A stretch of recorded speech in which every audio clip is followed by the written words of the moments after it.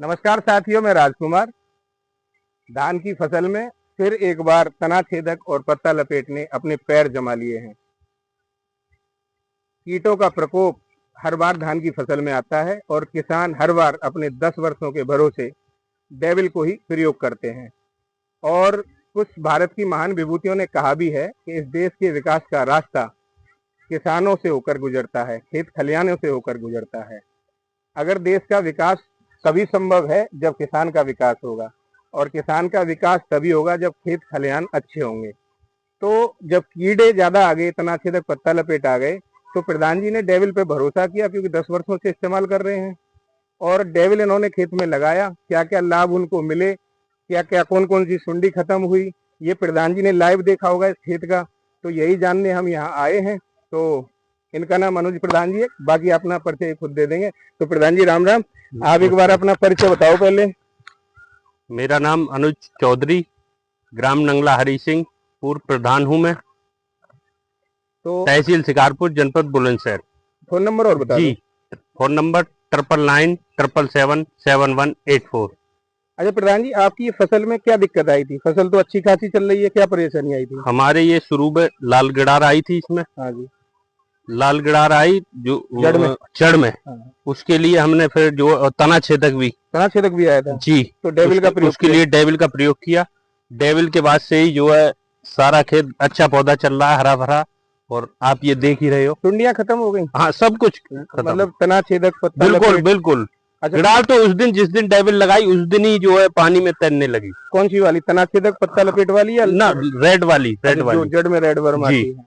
तो इससे कुछ हरापन भी आपको दिखाई दिया पौधे? हाँ जी, हाँ जी। पौधे में फुटाव, विकास? पौधा बिल्कुल स्वस्थ है, विकास अच्छा कर रहा है। अच्छा, ये जैसे एक बार जैसे आपका वीडियो किसानों तक जाएगा, सोशल मीडिया पे पहुंचेगा, तो आप किसानों से कुछ कहना चाहोगे? किसानों से यही कहना चाहेंगे कि डेविल का प्रयोग करें।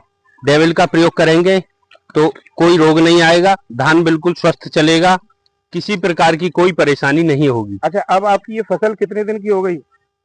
ये फसल आज 20 दिन की हुई है। अच्छा, 20 दिन की हो गई। तो 20 दिन में साथियों, किसान साथियों, 1 2 3 4 5 6 7 8 9 10 11 12 13 14 15 16 17 18 19 20 21 22 23। साथियों, प्रधान जी कह रहे हैं 20 दिन की फसल हुई है।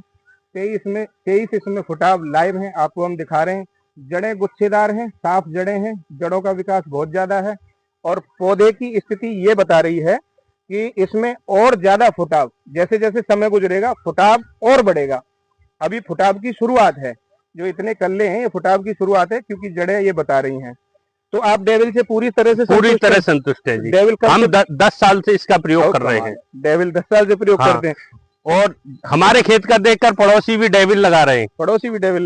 तो आपके यहाँ और किसान भी डेविल का प्रयोग करते हैं? जी, हमारे यहाँ 90% अब लोग डेविल का प्रयोग कर रहे हैं। तो डेविल का क्यों करते हैं जी?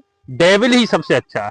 अच्छा, मतलब डेविल से पहले और भी दवा लगाई ना, पहले लगाते थे लेकिन इससे अच्छी नहीं है। अच्छा, तो वो काम नहीं करती थी, और भी लगाते थे, वो काम नहीं करती, कम करती होंगी जी। अच्छा, इससे संतुष्ट हैं जी। किसान साथियों, अगर आपकी भी फसल में आप समस्या को नहीं देख पा रहे हैं, या आपकी समझ में कोई रोग नहीं आ रहा है, समझ में रोग आ नहीं रहा है, तो आप स्क्रीन पे दिए गए नंबर पे कॉल कर सकते हैं। आपको हम कृषि विशेषज्ञ आपके खेत पर भेज देंगे, जो आपकी समस्या को समाधान के लिए आपको बताने की कोशिश करेंगे, बताएंगे।